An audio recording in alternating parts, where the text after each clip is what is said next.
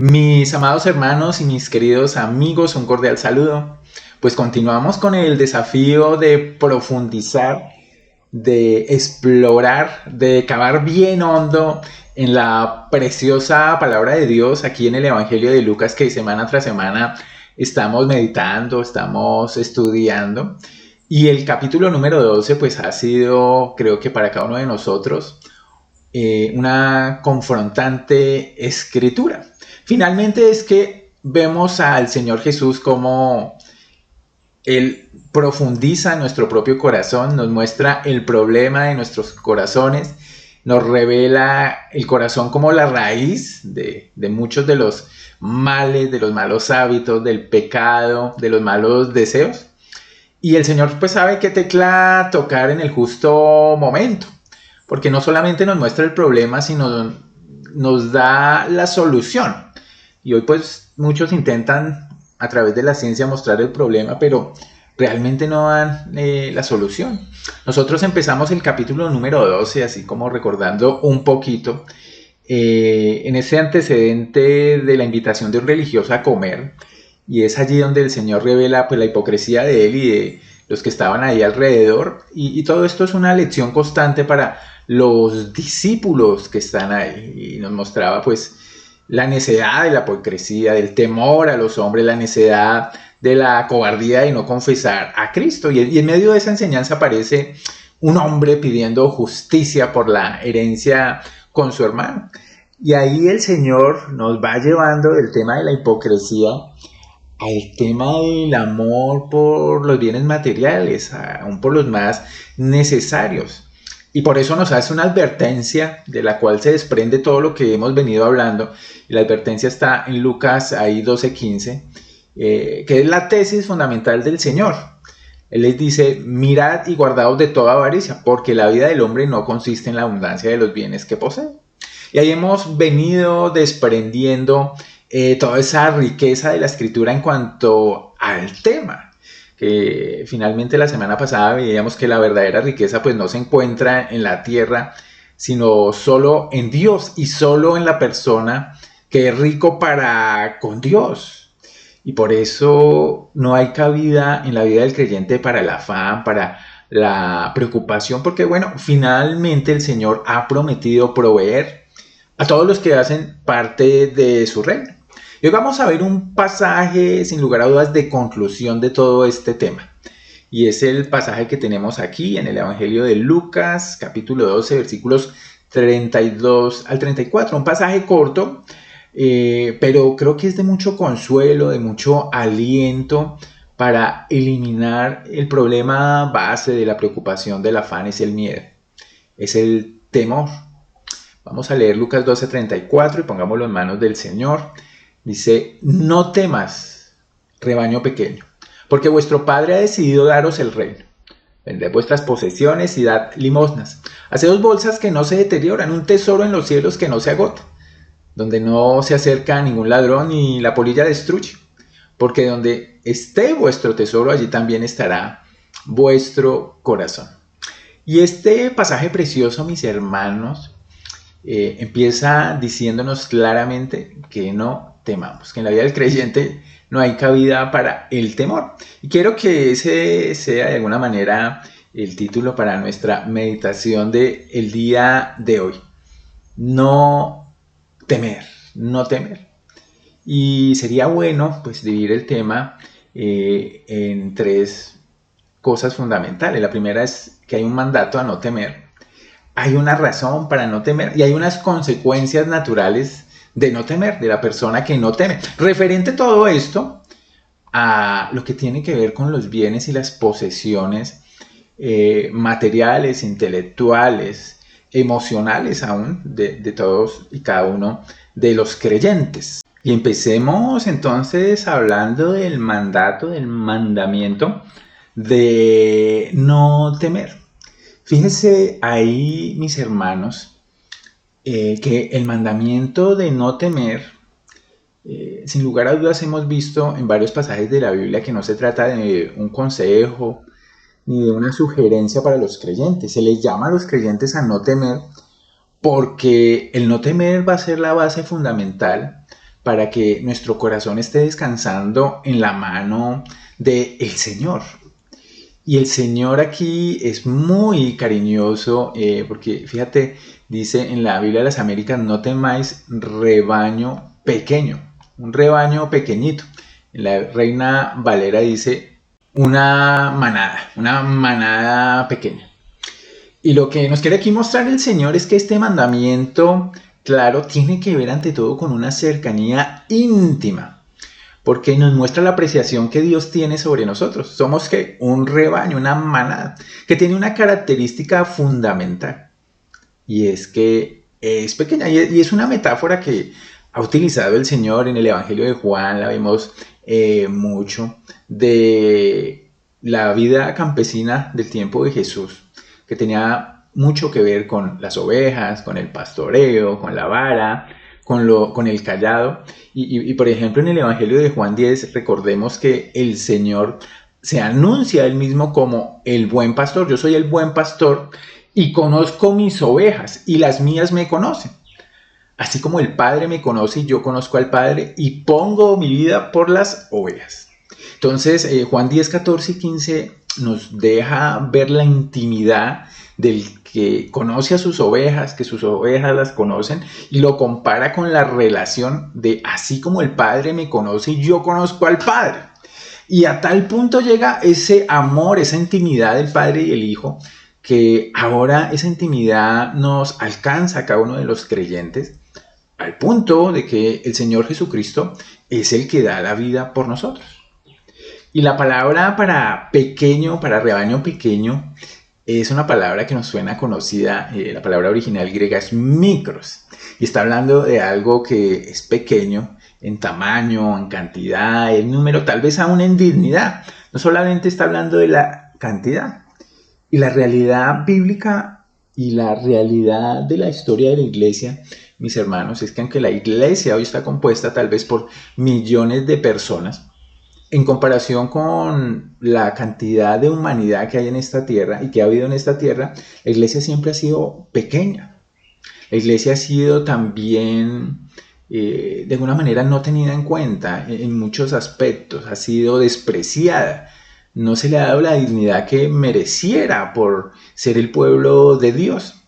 Pero aquí el Señor nos está diciendo que ese rebañito muy pequeño, pues es muy valioso finalmente para Dios. Y desde la perspectiva de Dios, pues hay un plan magnífico para la iglesia.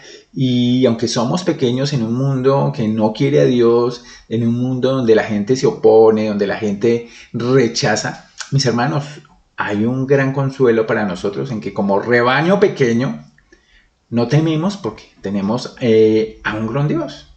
Y tal vez, mis hermanos, hemos experimentado lo proclives que somos a llenarnos de miedo, de temores. Los discípulos en el mismo libro de Juan, capítulo 3, estaban muy temerosos. El Señor anuncia, uno de ustedes me va a traicionar, allí en el aposento alto. El Señor anuncia, yo me voy a ir, no voy a estar más con ustedes. El Señor anuncia de nuevo, es necesaria la muerte finalmente para cumplir todo el plan designado por la Trinidad, para gloria de Dios y también como consecuencia la salvación del hombre. Pero fíjate que en medio de todas esas circunstancias de temor, el Señor les dice, no se turbe, en Juan 14:1, no se turbe vuestro corazón, creéis en Dios, creed también en mí. De alguna manera nos está diciendo hoy lo mismo. En medio de circunstancias tal vez de pérdida de salud, de provisión, tal vez en medio hasta de la propia persecución, el Señor dice, no se turbe vuestro corazón.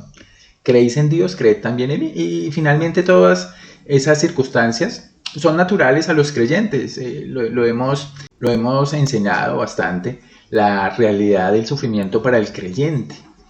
Lo que, por ejemplo, David nos dice es, aunque andemos en valle de sombra de muerte, mis hermanos, y es un salmo enmarcado en la metáfora de las ovejas y el pastor, Salmo 23:4, dice David, no temeré mal alguno, porque tú estarás conmigo, tu vara y tu callado me infundirán aliento.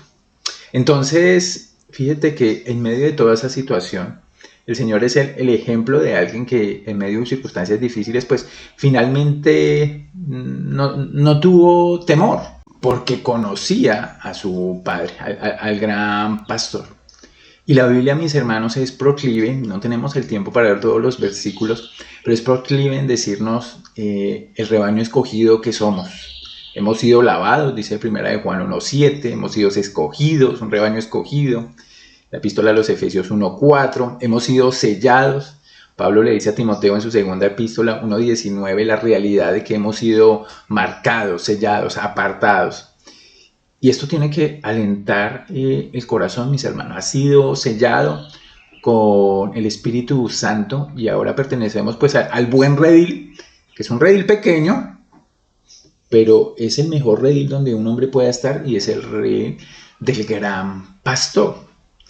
Entonces el Señor nos dice el mandamiento, nos dice que nos ha amado hasta la muerte y muerte de cruz.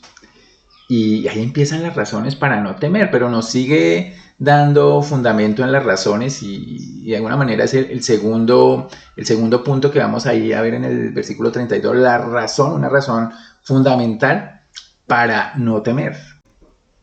Y la razón, pues, mis hermanos, tiene que ver con que el Padre, porque vuestro Padre ha decidido daros el reino.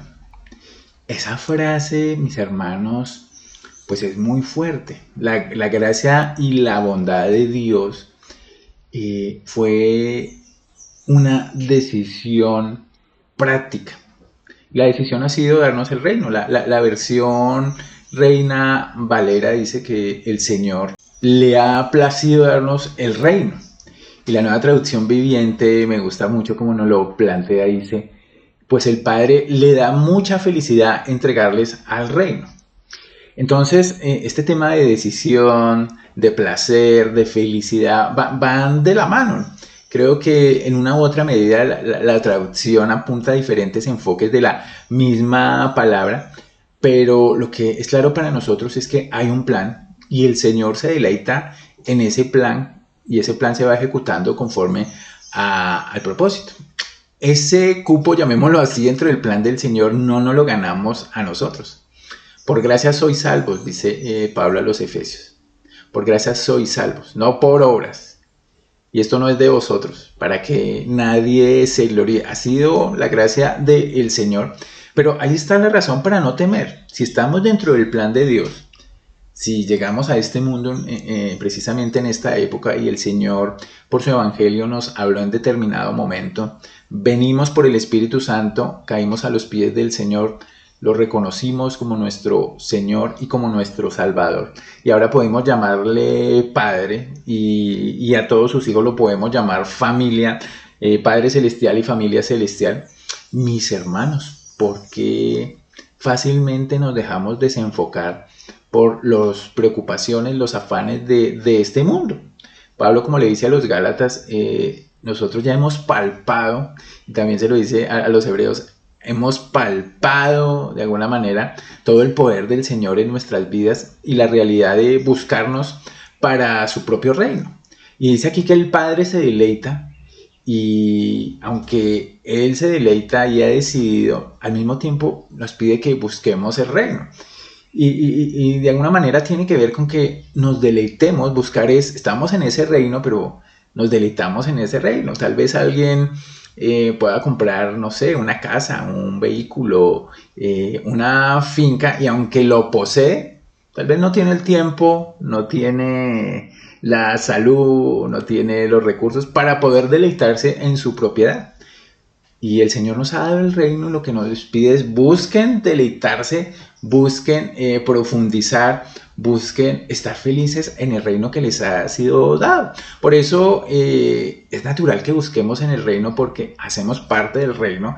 En un sentido el reino nos pertenece, ha sido dado por medio de la obra perfecta de Cristo. Y si tal vez usted está escuchando este mensaje y dice, pero yo no siento que haga parte del reino, no soy parte del reino. La entrada de ese reino, la puerta de ese reino, sin lugar a dudas, es la obra de Jesucristo en la cruz. Todos hemos pecado, estamos lejos de Dios, no hay nada que podamos hacer, pero el Señor, dice Pablo en a los Corintios, en la primera carta a los Corintios 15, el Señor vino, murió por nuestros pecados para que la deuda fuera pagada, lo que no podíamos pagar fuera pagado, y al tercer día resucitó, fue sepultado y resucitó como un sello de la aprobación y del plan de Dios, como algo verdadero. El Señor prometió resucitar y lo hizo así. Entonces, ¿qué nos dice ahora el Señor? Para entrar al reino, dice, crea con todo el corazón en esta realidad bíblica, profundice en ella y crea. Porque si confesares con tu boca que Jesús es el Señor y creyeres en tu corazón que Dios le levantó de los muertos, serás salvo. Porque con el corazón se cree para justicia, pero con la boca se confiesa para salvación. Y ahí en ese mismo pasaje dice, todo el que en él creyere no será avergonzado, no será decepcionado. Y esa es la realidad de la entrada al reino. Aunque el Señor dispone quienes están en el reino, siempre nos dice por su evangelio, busquemos al Señor. Entonces ahí hay una razón fundamental, mis hermanos, para eliminar, para derrotar el temor de nuestra vida. Somos parte del reino, nada de ese reino, lo vamos a ver ahorita en un segundo, nos puede ser quitado. Absolutamente nada. Ha sido ganado por Cristo y ahora es asegurado. Es el mejor de los seguros de vida, el que provee el mismo Señor Jesucristo. Ahora, y en consecuencia, en el tercer punto, vamos a ver las consecuencias entonces de no temer, referente sobre todo a nuestra relación con las cosas de esta tierra, no solamente las cosas materiales, sino las cosas que hacemos en esta tierra. Adquirimos conocimiento, adquirimos bienes, adquirimos tal vez una posición, un trabajo, ciertas realidades que el Señor ya nos ha dicho en el principio que estudiamos en este capítulo 12, que si alguien gana todas esas cosas pero pierde su alma, fue el peor de los negocios. Entonces las consecuencias de no temer. Fíjate que ahí hay una serie de verbos que utiliza el Señor. Dice primero vended, dice también dad y dice también haceos. Y hay que aclarar un poquito que esta es una exhortación figurativa. Por ejemplo, en el vender, está diciendo Jesús, ustedes tienen que vender todo lo que tienen y regalarlo. No deben tener posesiones. Mucha gente lo entendió así. Pero si miramos todo el consejo de Dios, la Biblia nunca prohíbe tener posesiones de alguna manera. Es más, la Biblia nos alienta muchas veces a utilizar la creación, a sacarle provecho, a explotarla para el propósito del reino de Dios. Y muchos pensaron que la vida sin posesiones era la más espiritual. Y no es así. La realidad bíblica y de la experiencia, mis hermanos, nos dice que todos necesitamos ciertas cosas para vivir: comida, techo, vestido. Todos los días se necesita. Entonces, sí necesitamos, hemos sido diseñados en este mundo para tener necesidad. Y tiene que ver con la necesidad que tenemos de Dios, que nos provea todas las cosas. Y estudiamos la semana pasada acerca de no afandarnos. Lo que está diciendo el Señor es el tener una actitud referente a las posesiones cristocéntrica, una actitud referente a las posesiones que estén dando la gloria al Señor, y esa tiene que ver con no temer. En la parábola del rico insensato lo que veíamos era que detrás de sus planes y detrás de su avaricia había miedo de que si no tenía posesiones esa persona no sería feliz, y más si no tenía muchas posesiones. En ninguna parte del texto nos dice vendan todo y regálenlo. Esta misma idea, mis hermanos, de confrontar el corazón con referencia a las posesiones para ver nuestro estado espiritual, es una práctica del Señor. Recuerda el joven rico. El joven rico se acerca buscando de alguna manera la puerta para el reino de Dios. El Señor le dice, mira la ley. Y él fácilmente y orgullosamente dice, la he cumplido toda. Entonces, por ejemplo, referencia de Marcos 10, 21 y 22, dice que Jesús mirándole, le amó y le dijo, una cosa te hace falta, vende todo lo que tienes y dalo a los pobres y tendrás tesoro en el cielo, y ven y sígueme tomando tu cruz. El Señor eso le dijo, con que cumples toda la ley, con que estás orgulloso de tu cumplimiento y de hacer todas las cosas, vamos a probar eso. Y en medio de esa situación dice la Biblia que el joven afligido por esta palabra se fue triste porque tenía muchas posesiones. Entonces su actitud con las posesiones todavía no ha cambiado. Es contrastante, mis hermanos, la actitud de un hombre como Zaqueo, que Zaqueo conoce al Señor, el peor de los publicanos, el jefe de los publicanos, y inmediatamente hay una consecuencia en su relación con las posesiones. Y fíjate que es la actitud de devolver, de restaurar, de compensar todo el daño que había hecho, y además de eso de entregar una gran parte de su fortuna a los pobres. La realidad es que no sabemos si él lo hizo o no, pero lo que la Biblia nos deja ver es que sí hubo una actitud de un corazón que había sido cambiado.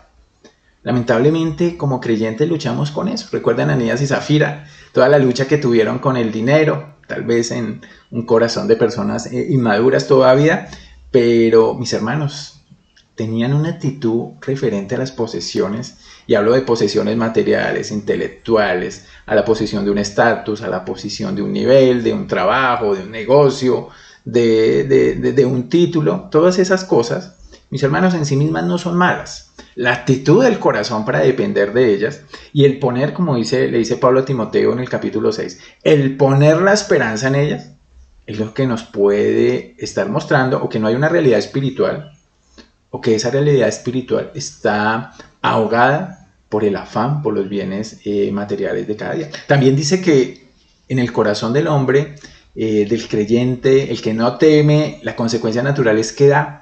Es generoso, hay una actitud de generosidad sabia, de administración, de la misma manera cristocéntrica, y esa persona está dispuesta a dar, a invertir, tal vez no solo bienes materiales, que de nuestro tiempo. ¿Dónde está la inversión de nuestro tiempo? A veces invertimos y vendemos nuestro tiempo a buen o mal precio, a un trabajo, a una empresa, a un negocio, a un emprendimiento. Y mis hermanos, tal vez hay aún personas que amamos que necesitan ese tiempo y no lo damos, lo cambiamos mejor por otras cosas. Y mis hermanos, nos dice que aquí hay una actitud del creyente como consecuencia de que no teme, de que da. Y como reuniendo todas esas cosas, el Señor dice que esa persona es proactiva y hace. ¿Qué hace esa persona? Fíjate lo que hace. Hace primero bolsas, que es un sinónimo de tesoros, que es un sinónimo de inversiones, llamémoslo así, bíblicas. Hace bolsas y tesoros que tienen características peculiares en comparación a las que se hacen en este mundo. Y es que el que se niega a sí mismo, toma su cruz, sigue al Señor, no permite que, mis hermanos, las cosas de este mundo lo absorban, invierte y hace bolsas y tesoro que no se deterioran, fíjense, un tesoro en los cielos que no se agota, una bolsa y un tesoro donde no ningún ladrón ni polilla destruye, fíjese, ni el ladrón ni la polilla destruye. Hay una realidad, mis hermanos, en todo lo que tiene que ver con esta tierra. Los científicos lo llaman la ley de la entropía, y es que todo se tiende a descomponer, todo se tiende a devaluar, todo se tiende a dañar. Por eso hay que barrer la casa todos los días, hay que pintarla de vez en cuando, hay que hacerle un chequeo médico porque con los años nuestro cuerpo se deteriora, nuestros ojos se deterioran, todo absolutamente en esta dimensión terrenal se deteriora, se agota.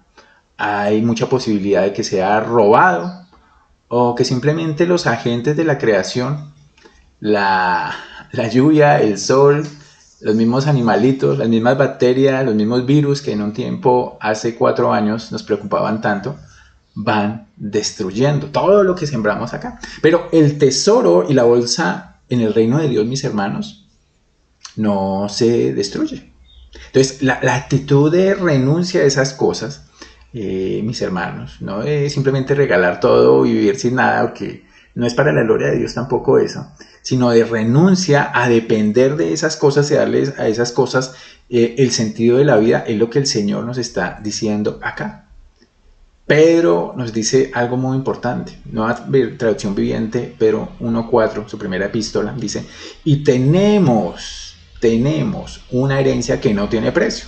Una herencia que está reservada en el cielo para ustedes, pura y sin mancha, que no puede cambiar ni deteriorarse. Pero está planteando el lado B de todo lo que se deteriora, se agota, se destruye, se lo roban. Y es esa herencia con la que está constituido el reino terrenal, que está asegurado ¿por quién? Finalmente por el Señor Jesucristo. Fíjate que todo lo que se invierte allí, Apocalipsis dice que esas acciones justas de los santos serán nuestro vestido en la eternidad. Y esto es realmente fabuloso. Pero el versículo 34, mis hermanos, que es la conclusión natural no solamente de estos 3 o 4 versículos, sino de todo el bloque del pasaje que tenía que ver con la avaricia, con la codicia, con la preocupación por los bienes materiales, y que termina hoy diciéndonos que no temamos, porque somos un rebaño escogido dentro del plan de Dios, y eso tiene unas consecuencias. Todo apunta porque donde está vuestro tesoro, allí también está nuestro corazón. ¿Qué es lo que nos está queriendo decir el Señor? Hay que examinar el corazón, hay que hacer una evaluación de lo que hay en el corazón. ¿Por qué? Porque la realidad bíblica es que ninguno puede servir a dos señores, dice el Sermón del Monte, Mateo 6:24. Porque o aborrecerá al uno y amará al otro, o estimará al uno y menospreciará al otro. Y el creyente no puede servir a Dios y servir a las riquezas.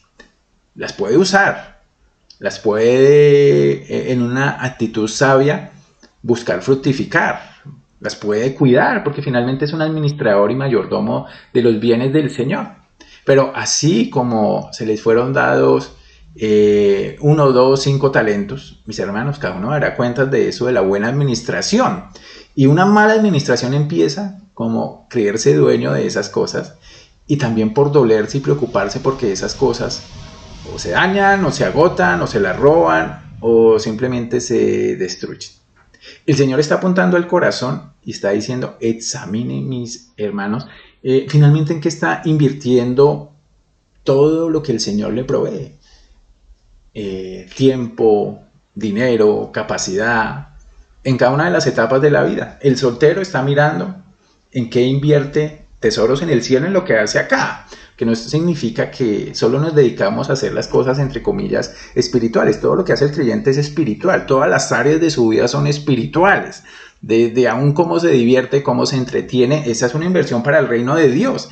Aún cómo maneja sus finanzas, cómo cría a sus hijos, cómo sirve a los hermanos, cómo sirve a los no creyentes, cómo es su trabajo. Todas esas cosas tienen que ver con el mismo ámbito del reino de Dios. No estamos hablando solo de las cosas eclesiales. El servicio al Señor es 24 horas, 7 días a la semana. En todo lo que hacemos, estamos o invirtiendo bolsas, haciéndonos bolsas y haciéndonos tesoro en el reino celestial, invirtiendo en la mejor inversión, o no haciéndolo.